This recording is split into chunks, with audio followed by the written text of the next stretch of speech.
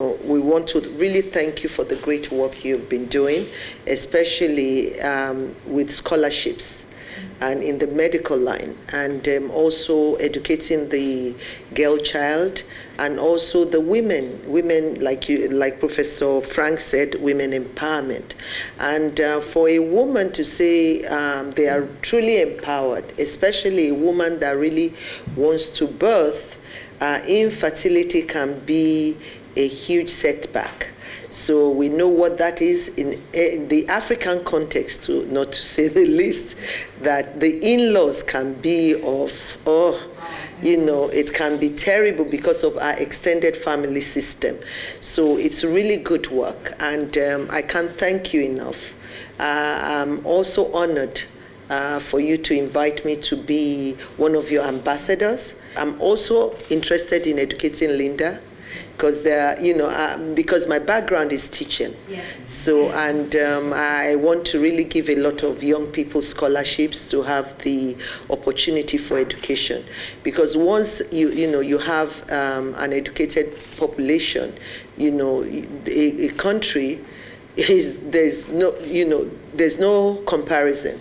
The country grows in leaps and bounds, because no matter what we achieve, if this legacy is handed over to an uneducated generation, I think that's the most terrible disaster that it will be in the making. To this visit, because Nigeria is for the Merck Group a very important country. We've got an office on the commercial side in Lagos, but I would like to elaborate a bit how it came to setting up the Merck Foundation. It was set up in the basic idea in 2012.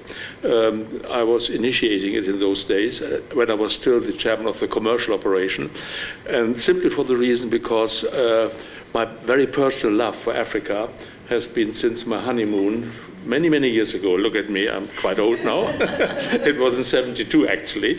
And since then I traveled regularly to Africa. I've visited every country, but Gabon. I've not been in Gabon. I don't know why, but we'll catch up with that.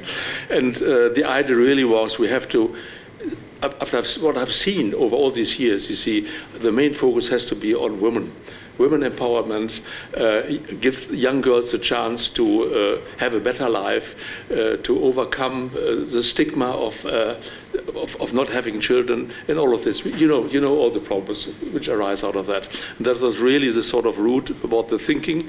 And of course, Merck is a family company, so I'm a family member. I'm the 11th generation, and we really, all my relatives feel we have to give back to society. That's really the main motivation behind it.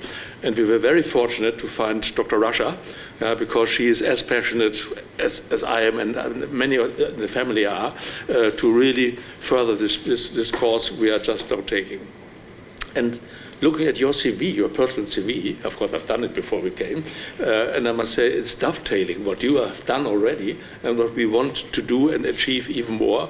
And it's fantastic that you joined, that you could have now a joint force to forward all these deeds also in Nigeria. I think we have done quite a lot already, training doctors and so on, but of course, as you know, there's an endless task that will never end. So thank you for all your support you have given us so far and will give us in the future.